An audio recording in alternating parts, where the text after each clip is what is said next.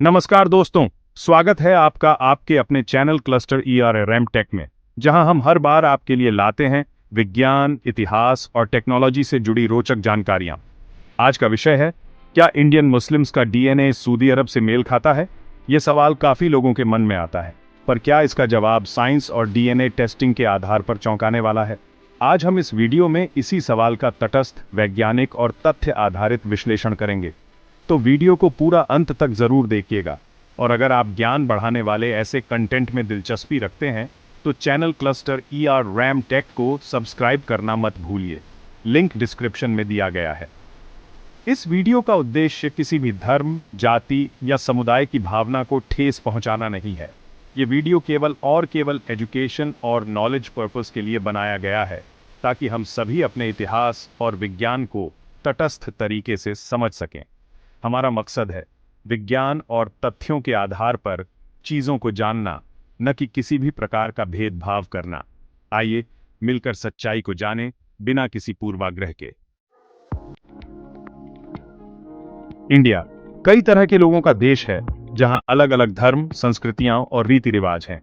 इन सब में Indian Muslim community देश के सामाजिक ताने बाने का एक जरूरी और पक्का हिस्सा है। लेकिन एक गलतफहमी है कि इंडियन मुस्लिमों की जड़ें बस अरेबियन पेनिनसुला, खासकर सऊदी अरेबिया में ही है।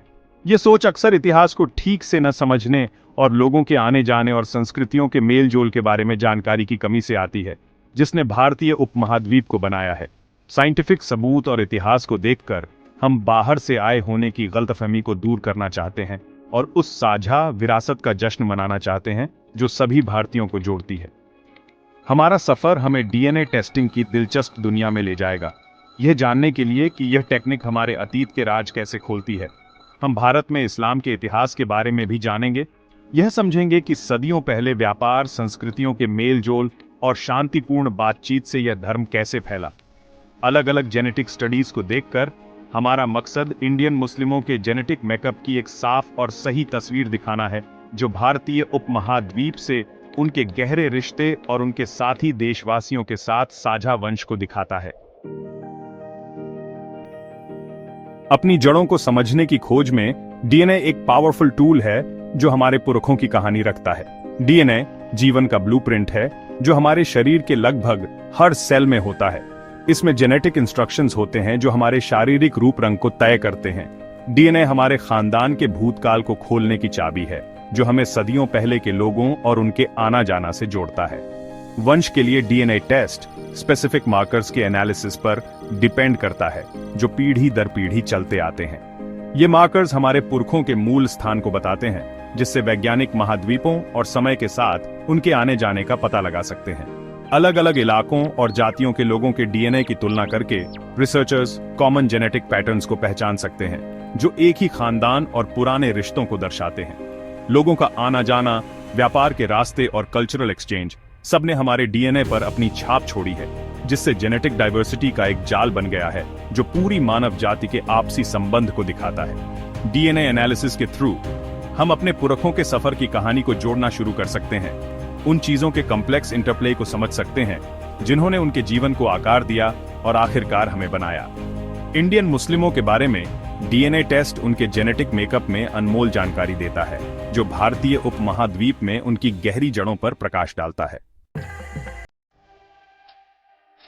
इंडियन मुस्लिम्स का जेनेटिक मेकअप उनके देशवासियों के साथ शेयर्ड एंसेस्ट्री की एक वाइब्रेंट तस्वीर दिखाता है। एक फॉरेन ओरिजिन वाले एक जैसे ग्रुप से बिल्कुल अलग, इंडियन मुस्लिम्स इंडियन सबकॉन्टिनेंट में अपने लंबे और इंटरट्वाइंड इतिहास को रिफ्लेक्ट करते हुए जेनेटिक मार्कर्स की एक डाइवर्स रेंज दिखाते हैं। स्टडीज ने बार बार दिखाया है कि इंडियन मुस्लिम्स इंडिया में दूसरे रिलीजियस कम्युनिटीज जैसे कि हिंदूज, सिख्स, क्रिश्चियंस और दूसरे के साथ अपने जेनेटिक एंसेस्ट्री का एक इंपॉर्टेंट हिस्सा शेयर करते हैं।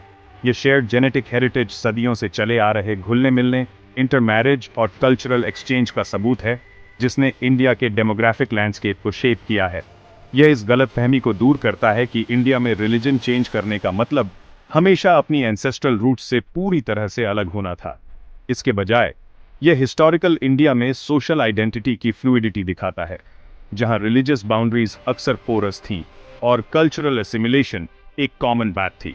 इसके अलावा इंडियन मुस्लिम कम्युनिटी के अंदर जेनेटिक डिवर्सिटी सब कॉन्टिनेंट में मौजूद रीजनल वेरिएशंस को रिफ्लेक्ट करती है।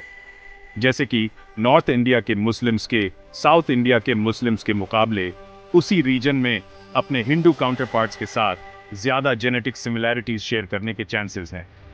जेनेटिक ट्रेड्स का यह रीजनल क्लस्टरिंग इस आइडिया को और कंफर्म करता है कि इंडिया में रिलीजन चेंज अक्सर एग्जिस्टिंग कम्युनिटीज के अंदर होता था, जिससे लोकल जीन पूल में नए रिलीजन्स को एसिमिलेट किया जाता था।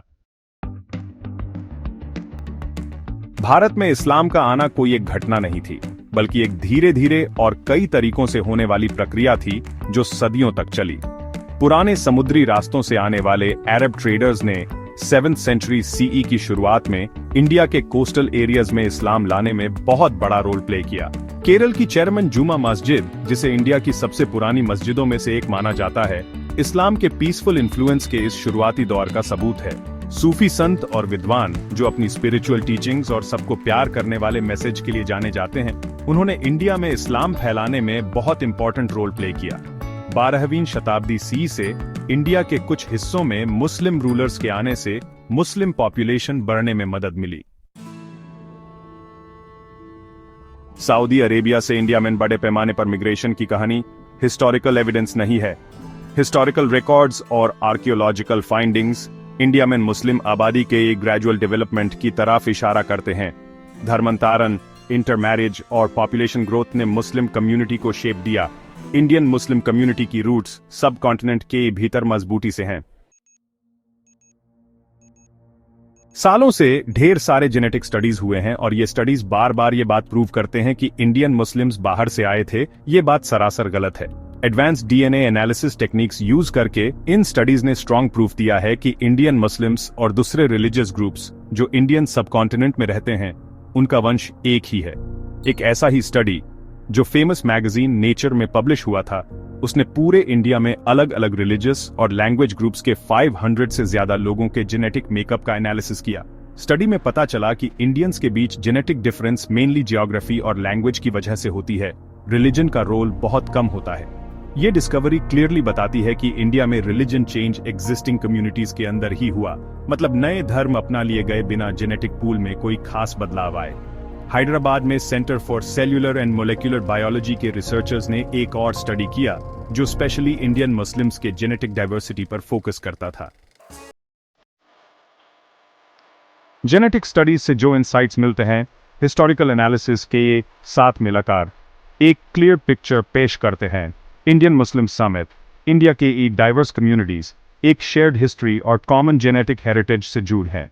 यह समाज सिर्फ एक एकेडमिक एक्सरसाइज नहीं है, बल्कि एक गहरा एहसास है जिसमें इंडियन सोसाइटी के अंदर ज्यादा यूनिटी, एम्पैथी और सोशल हार्मनी को बढ़ावा देने की क्षमता है।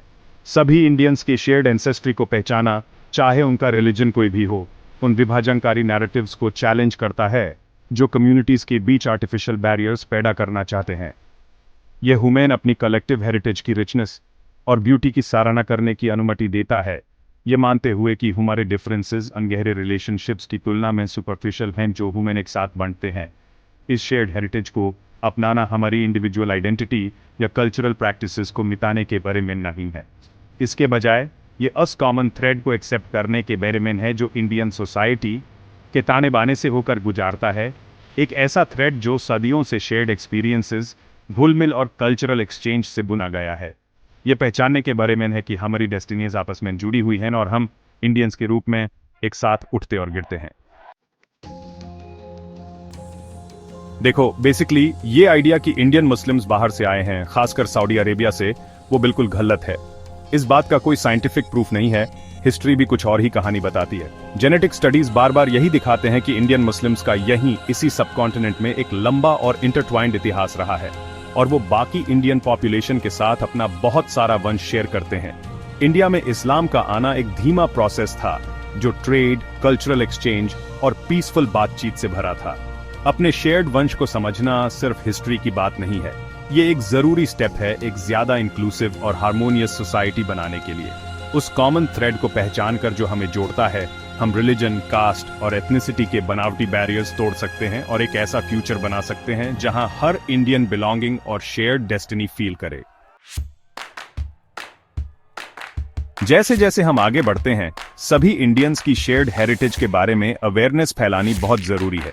एजुकेशनल इनिशिएटिव्स, पब्लिक डिस्कशंस और कल्चरल एक्सचेंज सही इंफॉर्मेशन फैलाने और गलत फहमियों को दूर करने में बहुत इंपॉर्टेंट रोल प्ले कर सकते हैं। हमें एंडहर और डार से पैदा होने वाले स्टीरियोटाइप्स और प्रेजुडिसेस को चैलेंज करना चाहिए। आइए हम ओपन और रिस्पेक्टफुल बातचीत करें, एक दूसरे के व्यूज समझने की कोशिश करें और उस रिचनेस को अप्रिशिएट करें जो डाइवर्सिटी हमारे देश में लाती है। यूनिटी को बढ़ावा देकर और अपने शेयर्ड हिस्ट्री को अपनाकर हम सभी इंडियंस के लिए एक ज्यादा फेयर और हार्मोनियस सोसाइटी बना सकते हैं, चाहे उनका रिलीजन, एथनिसिटी या बैकग्राउंड कुछ भी हो।